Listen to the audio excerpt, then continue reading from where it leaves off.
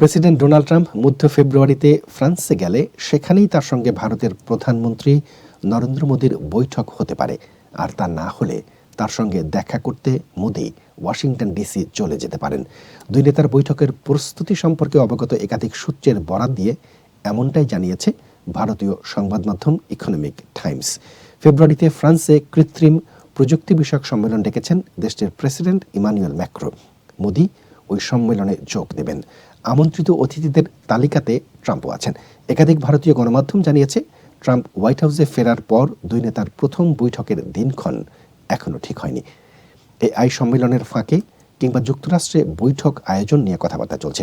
Trump প্রশাসনের সঙ্গে আরও কয়েকটি বৈঠকের পর সিদ্ধান্ত চূড়ান্ত হবে।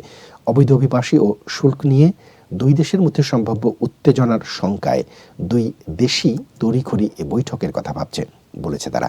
ভারত এবারের কোয়াড শীর্ষ সম্মেলনের আয়োজক।